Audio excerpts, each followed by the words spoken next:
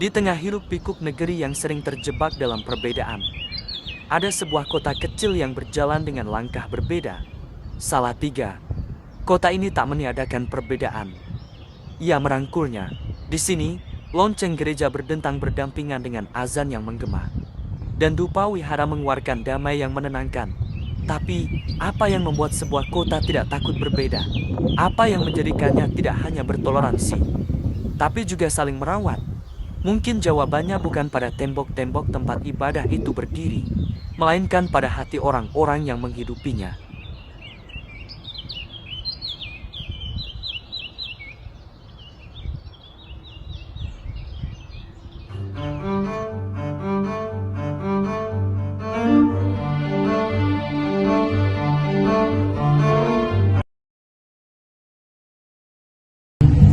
Dewi, menurutmu toleransi itu seperti apa sih? Oke, kalau menurutku toleransi itu gimana kita sebagai manusia itu saling menghargai antar agama gitu, antar agama yang ada, misalnya antara Islam, Kristen, Katolik dan lain-lainnya itu saling bekerja sama, saling mengayomi gitu ya, dalam kehidupan sehari-harinya gitu.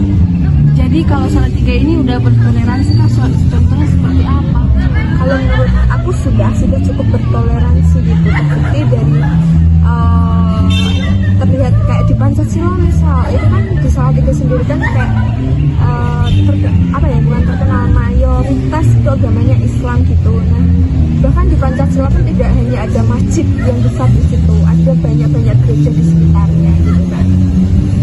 Kasih.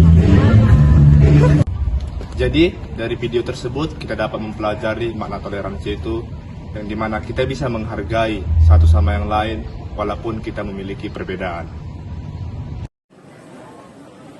Mari mendapat.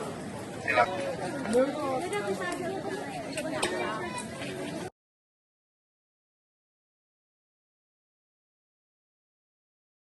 Nama saya Eka. Saya sebagai umat Muslim itu sangat senang sekali karena sebegitu antusiasnya umat non Muslim ini ikut meramaikan bulan Ramadan gitu loh. Jadi kami merasa senang ya, ternyata dengan adanya ini toleransinya tuh berasa banget gitu. Apalagi di Salatiga ini kan banyak sekali perbedaan agama-agama lain gitu kan. Jadi kayak terasa tanpa batas gitu loh, tanpa ada perbedaan. Nama saya Bu Yanti. Kalau Ibu sebagai orang non-Muslim, kalau ada takjil ya untuk meramaikan saja, jadi ikut kayak penggembira gitu loh, untuk meramaikan pembeli supaya ikut laris. Kalau takjil yang gratis ya ikut senang dapat gratisan gitu toh, seperti itu. Nama saya Pak Ari. Itu suatu kebahagiaan dan hal yang sangat menyenangkan begitu. Nama saya Kako.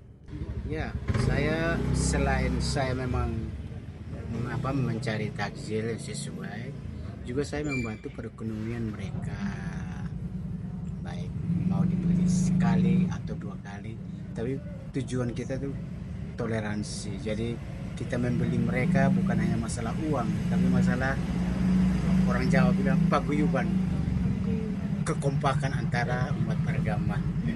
Jadi ada positifnya sana, jadi kita membantu mereka untuk melariskan dagangnya. Ya, terima kasih. Saya Pandita Adono Priyoto, juga tokoh agama Buddha dan ketua wihara di Wihara Wajrabumi Wonocorogo ini. Kami menjawab apa yang ditanyakan tadi. Takjil itu kalau kami lihat di Google itu berburu takjil, atau takjil itu kan identik dengan suasana puasa Ramadan yang dilaksanakan oleh umat Muslim. Kemudian berhubung sangat sering kami lihat, sehingga di umat Buddha pun takjil itu juga ditanggapi dengan bagaimana? Itu dengan kita mempraktekkan moderasi beragama, yang itu juga program Kementerian Agama, yang mana moderasi beragama identik dengan toleransi dan kerukunan. Untuk itu di dalam agama Buddha itu dipraktekkan melalui cinta kasih yang secara universal, yaitu di agama Buddha ada di kitab Tripitaka bagian dari Kuddakapata. Di situ Karaniya Metta Sutta yang bait ke-9. Bunyinya seperti ini bahasa Bali. Metanca sabalu kasming manasamba waye aparimanang. Udang adu catiriansa asam badang apirang asabatang.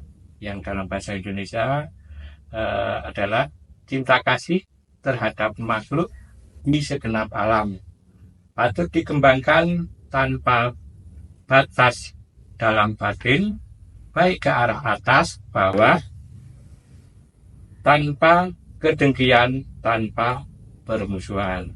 Itu.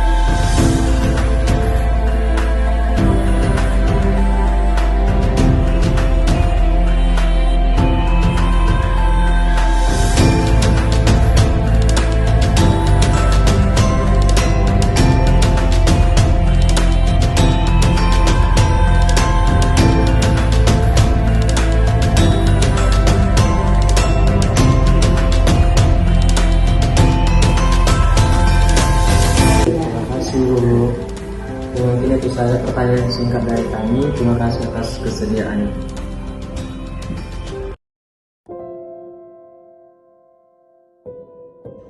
Sebungkus takjil bukan sekedar penawar lapar di senja hari. Ia adalah pelita kecil yang menyala di tengah hiruk pikuk perbedaan. Di dalamnya terkandung rasa yang melampaui batas agama, suku, dan bahasa. Rasa yang merawat keberagaman dengan kelembutan yang nyaris tak terlihat, namun begitu mengikat. Duduk bersisian di tikar sederhana, tangan-tangan yang berbeda menyatu dalam satu tujuan: memberi, menerima, dan memahami. Takjil itu mungkin sederhana, hanya air dan sepotong kue saja. Tapi di balik kesederhanaannya, ia mengajarkan makna saling peduli tanpa syarat. Dan ketika kamera menangkap senyum anak-anak muda yang tertawa bersama, kita tahu harapan itu belum padam. Toleransi bukan sekedar wacana. Ia hidup, bertumbuh, dan terus berpindah dari satu hati ke hati lain. Inilah warisan yang tak tertulis namun nyata, bahwa dari hal kecil kita sedang menanam masa depan yang lebih damai.